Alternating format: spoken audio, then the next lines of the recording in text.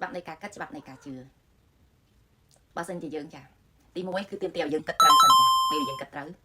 ការជឿរបស់យើងក៏ជឿត្រូវដែរតែបើសិនជាយើងគិតខុស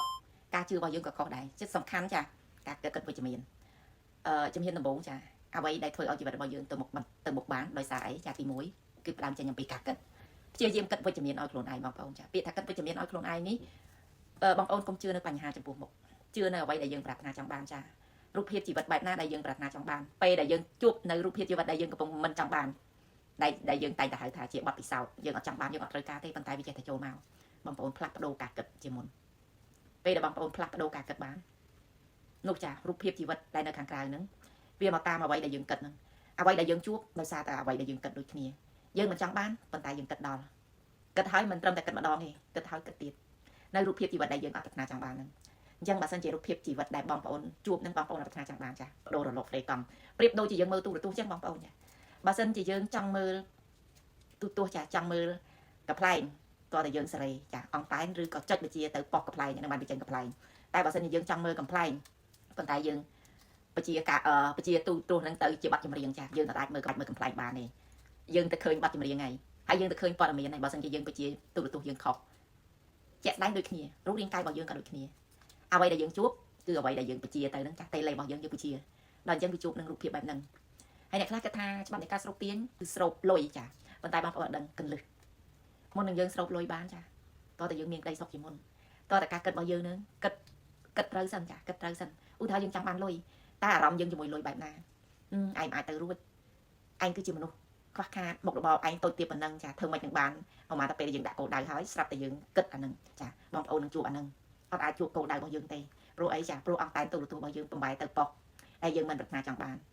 រូបភាពជីវិតដូចគ្នាចាព្យាយាមដំបូងយើងអត់ជឿទេបងប្អូនចាគិតអត់ជឿទេប៉ុន្តែព្យាយាមគិតដដែលគិតដដែលតើតែដួងចិត្តខាងក្នុងរបស់យើងជឿពេលដែលដួងចិត្តខាងក្នុងយើងជឿចាគ្រប់យ៉ាងវាប្រែប្រួលទៅតាមអ្វីដែលយើងជឿអញ្ចឹងចាជាក់ស្ដែងដូចជាខ្ញុំជាដើមបងប្អូនបទពិសោធន៍ម្នាក់នរណាក៏មានដែរនរណាក៏ជួបដែរប៉ុន្តែគ្រាន់តែហេតុអីធ្វើកលឹះបែបណាបានយើងអាចប្រឡែងបានចាពេលដែលយើងប្រឡែងបានដោយសារអីដោយសារយើងជឿបានដូចគ្នាបើមិនជាយើងជឿអត់បានចាយើងក៏ប្រឡែងអត់បានដែរឧទាហរណ៍រូបភាពជីវិតយើងចង់បានភាពស្ដុកស្ដំយើងចង់បានប្តីល្អយើងចង់បានកូនល្អតែជំហានដំបូងវាអត់ជួបទេតែសួរថាដួងចិត្តរបស់យើងជឿអត់ឬក៏ដួងចិត្តរបស់យើងនៅទៅម្នាស់គាត់ថាប្តីមិនធ្វើបានដូចចេះកូនវាអត់ស្ដាប់ប្រកបចេះចាពេលដែលបងប្អូនគិតសាំដែរចារូបភាពនោះនឹងចូលមកហើយយើងគិតថាចុះមិនគោលដៅអត់បានចាអត់បានដោយសារតែយើងអត់ជឿដោយសារតែរលកផ្លេកកង់របស់យើងនឹងបាញ់ខុសកន្លែងអញ្ចឹងយើងក៏អត់ជួបដូចគ្នាបងប្អូនចាហើយនេះគឺជាការចែករំលែករបស់ខ្ញុំបើយល់ថាវីដេអូនេះមានប្រយោជន៍បងប្អូនចាជួយ share ឲ្យ comment ពាក្យថាអូខេដើម្បីទទួលបានវីដេអូថ្មីៗដែលខ្ញុំធ្វើការចែករំលែកជារៀងរាល់ថ្ងៃចាអរគុណច្រើនបងប្អូនណាខ្លះដែលកំពុងតែចង់បានសុខភាពល្អហើយបងប្អូនណាខ្លះដែលកំពុងតែមានបញ្ហាសុខភាពលើខ្លាញ់លើស្ករលើអាស៊ីតដែលសប្តាហ៍ថ្ងៃបងញ៉ាំថ្នាំពេទ្យជាប្រចាំបងឃើញវីដេអូនេះហើយបងសាក់លបងមកញ៉ាំចា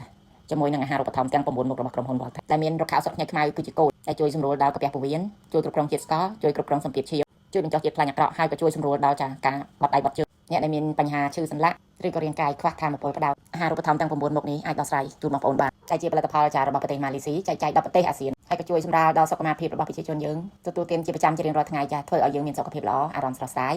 ចាក់ចេញពីជំងឺធ្វើឲ្យប្រព័ន្ធការពាររាងកាយល្អប្រសើរត្រឡប់មកវិញចឹងទាំងបងដែលមានបញ្ហាលើខ្លាញ់លើស្ករលើអាស៊ីតបងកុំភ្លេចចាវីកាហ្វេញ៉ៃខ្មៅបូករួមជាមួយ VR4 គ្រាប់និងម្សៅទឹកដោះគោសុទ្ធ New Zealand និយាយទៅអាហារទាំង9មុខរបស់ក្រុមហ៊ុន Volta ធ្វើឲ្យរាងកាយមានថាមពលធ្វើឲ្យជីវិតស្រស់ស្រាយហើយសម្រាប់បងណាចាដែលបានពិសាហើយដឹងអំពីគុណភាពបងអាចចាផ្សព្វផ្សាយបន្តខ្លាចជាដៃគូសហការអាជីវកម្មជាមួយក្រុមហ៊ុន Volta បងបានទាំងសុខភាពបានទាំងប្រាក់ចំណូលចឹងនៅចាំអីទៀតបងប្អូនប្រញាប់ឡើងពិសាទាំងអស់គ្នាដើម្បីសុខភាពរាងកាយ